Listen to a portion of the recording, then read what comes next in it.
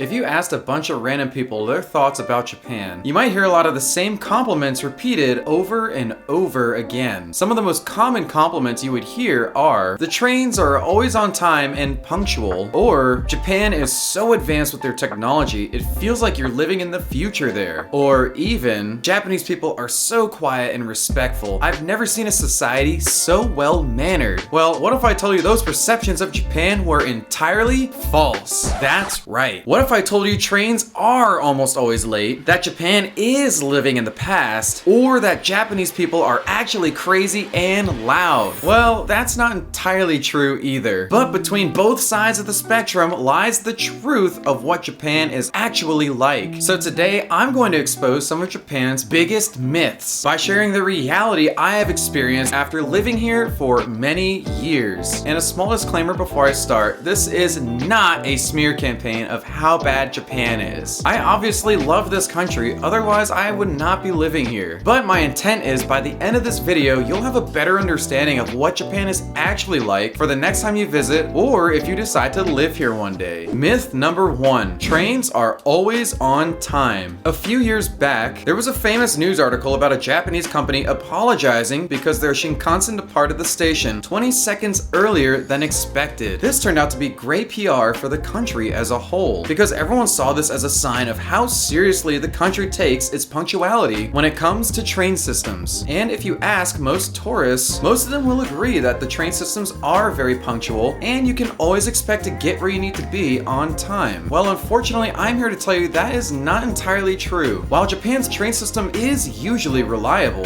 Matilda and I have had quite a few instances where the trains were delayed or canceled outright, causing us to be late for work multiple times. For example, just the other week, when I had to take the train home to Yokohama, our train had to make multiple unexpected stops on the way up, causing what was supposed to only be a 25-minute train ride into almost an hour-long endeavor. As for Matilda, she takes the train from Yokohama to Tokyo Station, and she tells me her train gets delayed at least 2 to 3 times a week, with some of those instances being delayed up to 20 or 30 minutes. In fact, only a few days ago, the train caused her to be so late for work, they gave her an official note from the train line. The note was to inform her company that she was late due to the train and to no fault of her own. And this issue goes beyond just the trains being delayed, because as you can imagine, when the trains get backed up, the platforms themselves become very crowded and chaotic, resulting in a miserable time for everyone. Shinkansen aren't immune to delays either, as just a couple weeks ago, my Shinkansen was outright canceled for the day due to unforeseen complications, causing me to book an unexpected hotel and getting home a day later than I wanted to. But while I may sound like I'm just spelling doom and gloom for Japanese trains, as I stated earlier, the trains are usually on time. Whenever the trains are delayed, it is usually for a valid reason, like there is a broken train signal they need to inspect, severe weather, or even the unfortunate scenario of someone falling onto the tracks. Another reason that causes train delays is overcrowded platforms during rush hour. The sheer volume of people trying to rush in and out of the trains can cause slight delays throughout the day, which, over time, can build up to the massive delays I mentioned earlier. Aside from the inconveniences that happen from time to time, Japan's trains are easily the best, cleanest, and most efficient mass transit system I have ever used, and still think it is one of the best ways to get around in this country. And even though you will probably have a very good experience with the trains, just be ready for any potential train delays, as no system, no matter how efficient, is immune from the element of uncertainty we call life. Number 2, talking on the train. One of the other most common myths is that people don't ever talk on the train in Japan. And if you do talk on the train, well, you might as well call a lawyer now, because someone is reporting you for committing that felony. But in reality, that is absolutely false, and let me explain why. The biggest reason you might not hear people talking on the train is because it's the middle of the workday, and people are commuting to or from work. And like most people that are commuting to work, they don't have their friends to talk and socialize with because, well, they're working. After living in this country for many years now, I found one of the best ways to characterize Japan is this. Japanese people will follow all the social rules, at least during working hours. And you'll hear me apply this phrase a few more times in this video. To clarify on this saying, it is true that most people will not talk on the train, at least during during business hours. However, once it's nighttime or the weekend and normal working hours are over, you'll find plenty of people talking on the trains, or even get surprisingly loud if you end up on a full train where everyone is around their friends. Take this train that we rode last weekend as a good example.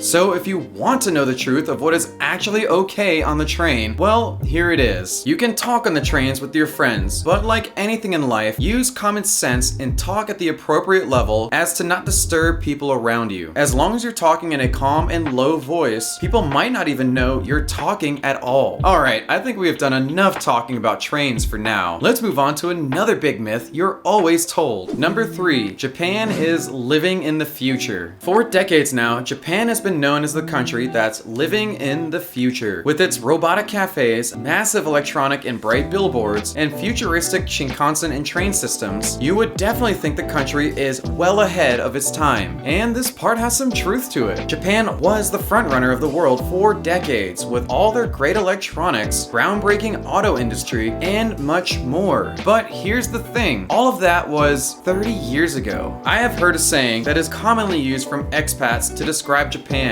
which is, Japan is living in the year 2000 since 1985. In the 80s and 90s, Japan was the front runner of the world and was racing decades ahead in innovations and technology compared to other developed countries. And then came the catastrophic economic bubble burst in the early 90s. After that economic collapse, it was almost as if everyone decided this was the best version of Japan and they're gonna keep it this way. And since then, Japan's big drive to find the next big thing or innovation just kind of disappeared, and everything stagnated, including their economy, which has not seen any real growth in decades. Not only is it apparent on charts and graphs, but you can see how Japan is stuck in their ways firsthand by going pretty much anywhere in this country. If you look past all the bright lights and bustling streets, you'll see a lot of buildings that look like they're a relic from decades past, or even some buildings that have been abandoned or look dilapidated or unkempt, which becomes even more apparent if you manage to find your way out into the countryside. Also, before COVID, cash was pretty much the only way to pay for things in small shops and stores. And even after the pandemic, where credit card use finally became a lot more prominent, cash is still widely used for everyday shopping and transactions, which is why you have a lot of people like me recommending that you pull out cash after you arrive in Japan, because it's still just very commonly used here. But it isn't just the money or buildings that are stuck in the past. Even businesses operate on antiquated technology. There are still dozens of companies that use fax machines to send information, or still use floppy disks. That's right, remember that super old piece of technology that's only good to use as a frisbee nowadays? Well, in Japan, they still actively use them, and it is such a problem that the government is trying to step in now and tell companies to ditch the floppy disks, and this is only a year ago. Now, while it may sound like I'm trying to just shatter your image of Japan, that's not the case at all, because there are some very redeeming qualities about being in a country where the past is still very much alive. The biggest thing I love is the ability to find a nice, cozy izakaya that looks like it hasn't aged a day since 1970. Being in an environment where everything feels aged gives such an authentic atmosphere, and it really makes you feel like you've stepped into the past to relive a different era of the world. And on that note, I have had some of the best Japan experiences inside old shops, restaurants, bars, you name it. There's just something so magical and authentic about it. And while some people might not think about it, the interesting mix of seeing modern buildings on one block and then a 30 to 40-year-old shop right next door is what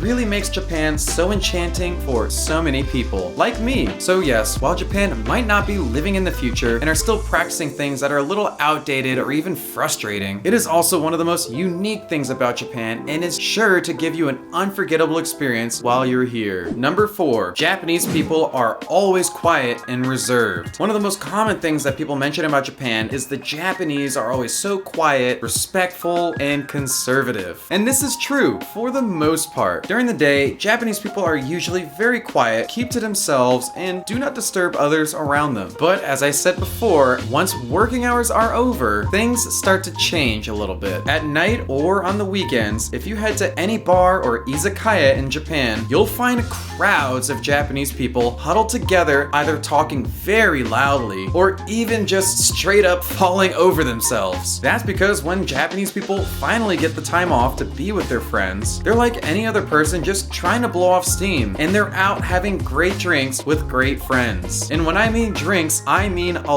lot of drinks. Plus, if you find the right izakaya or nightlife area in Japan, you could even make some friends for the night, as Japanese people are more open to meeting new people or foreigners, in my experience at least. And drinking with friends isn't the only culprit for why Japanese people can get pretty loud at night, as companies definitely have a hand in it as well. If you have ever seen these viral photos that have circulated the internet, those are usually the after effects after a Japanese businessman participates in an event called nomikai. A nomikai is when a group of coworkers will go out with their boss to an izakaya or Japanese bar and enjoy the night after work having a few drinks. Or so you might think. More often than not, these nomikais just turn into straight up drinking festivals, with one or more people coming out of that event completely drunk. That's why you see these photos of people looking so messed up on the trains or out in public at nighttime. No matter what the reason is, if you look in the right places, you'll see that Japanese people can be far from reserved and quiet, which I actually find very fun. I have had some great nights in Japan, and it is usually from meeting random Japanese people who are also out just looking to have a fun time with whoever wanted to join them. And on the subject of Japan's nightlife, let's dispel another myth that is commonly associated with these nightlife areas. Number 5, Japan is always clean. Another common compliment people give Japan is that all the cities are remarkably clean, there is no sign of trash anywhere, and Japanese people are respectful of the environment and do not litter. However, like everything that has already been mentioned on this list, this is not always true. If you go to any nightlife spot or heavily transited area, not just in Tokyo, but anywhere in Japan, you're likely to see trash on the ground, overflowing recycling bins, or people intentionally leaving empty cans on the sidewalk, waiting for someone else to clean it up. And while this might be a side effect of either a lot of tourists or just Japanese people that don't follow all the rules, I think the real reason behind this issue is there just aren't enough trash cans. I'm sure that most of you who have already visited Japan can all agree on the frustrating fact that there are just no trash cans in Japan. If you get thirsty and buy a water from a vending machine, if that vending machine doesn't have a trash can next to it, well, you're probably holding on to that bottle for at least an hour, because trash cans are just that hard to come by. And so when you combine areas with a lot of people and pair it with no trash cans in sight, it is no surprise that those areas will be a little messy. Hopefully one day Japan realizes this and decides to put more trash cans in heavily transited areas. But I'm not gonna hold my breath on that one, because I think I already know the answer to that. But again, aside from the few messy streets here or there, you'll find that the majority of Japan is pretty clean and the streets are generally free of trash. Number 6, Japanese food is healthy. And of course, one of the most popular myths about Japanese food is it's all healthy. You can't go wrong with whatever you order here because Japanese food is fresh, wholesome, and well balanced. And you'd be right about that myth if you stick to only the teishoku or traditional Japanese meals. The classic teishoku is the picture model example of the healthy Japanese meal everyone has in mind. With the teishoku, you'll get the nice miso soup, a little bowl of rice, a small side of veggies, and then a nice slice of fish to complete the whole set. But nowadays, that just isn't the real Japan. Now, for the most part, the most common foods you'll see are yakiniku, which is grilled meat. You have shabu shabu, otherwise known as hot pot. You have big bowls of ramen, and many more dishes that are nothing like the classic teishoku. And if you still think those are healthy choices, well, you better guess again. Most yakiniku and shabu shabu restaurants are tabe hodai, which translates to all you can eat meat, which is either grilled or boiled in a sweet soup. Not the healthiest food choices, especially when you consider you can gorge on as much meat as you can for 2 hours. And ramen isn't that much better for you either. A typical ramen bowl will contain a massive serving of wheat noodles, which are pretty high in calories by itself. As for the broth, most types of ramen broth are pretty high in sodium. And if you get the classic tonkotsu or pork broth ramen, well, you're in for a super super heavy meal. I mean, should we be surprised? You're eating a lot of pork in this meal. And while ramen might be obvious that it isn't the healthiest meal, you might be surprised to know sushi isn't the best thing for you either. And you might be saying, Alex, how can that be? Sushi is just a small piece of fresh fish with rice. And you're absolutely right. It is just a piece of fish with rice. The traditional sashimi or nigiri style sushi has a healthy portion of rice, if you know what I mean, to pair with the fish, which can easily rack up to be about 100 calories per piece. And let's be real, you're not gonna eat just